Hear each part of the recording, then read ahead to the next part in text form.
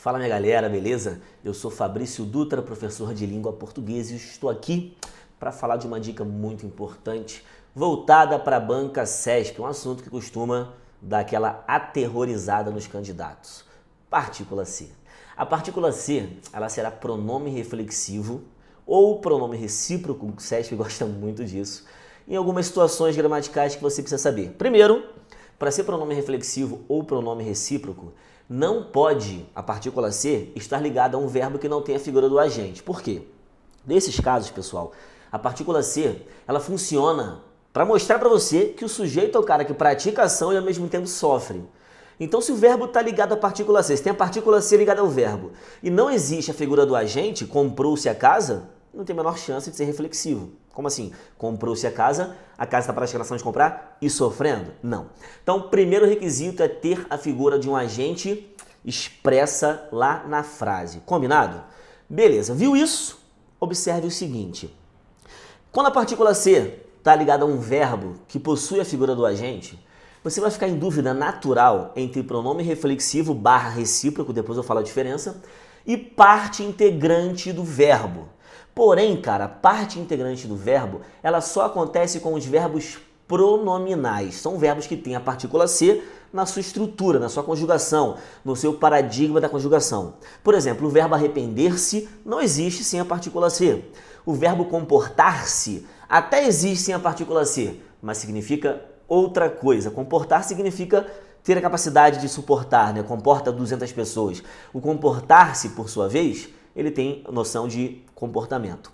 Então, o que eu te falo sobre isso? Esses verbos que têm a partícula C já incutida, como falam por aí, na sua conjugação, são chamados de verbos pronominais. E não existe no português verbo pronominal que seja transitivo direto.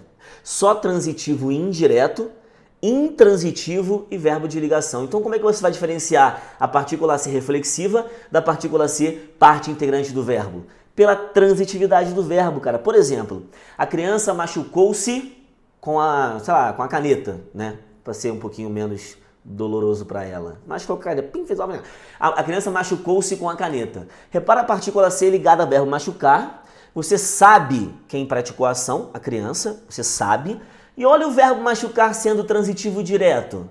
Quem machuca, machuca alguém. Você poderia ter a criança machucou-o com uma noção de uma terceira pessoa. Só que quando você tem a criança machucou-se, ela não está machucando uma terceira pessoa, está machucando ela mesma. Então perceba, o verbo é transitivo direto, quem machuca, machuca alguém, só que esse alguém é ela mesma, cara. E olha que maneiro. Esse alguém é representado pela partícula C. Então a partícula C é que representa a figura que sofre a ação, que é a própria criança. Então olha que maneiro, o verbo transitivo direto, o pronome nesse caso é reflexivo, e a partícula C é o objeto, porque a criança machucou a si mesma.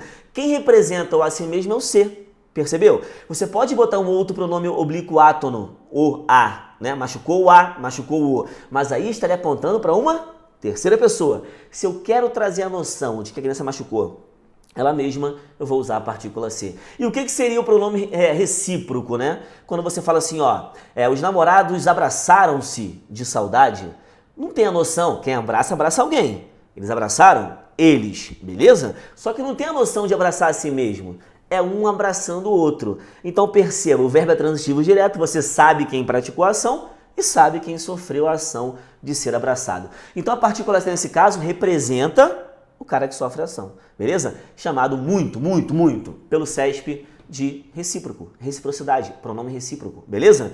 Então o reflexivo e o recíproco têm diferença apenas semântica, não sintática. Um forte abraço, até a próxima dica voltada para a banca CESP.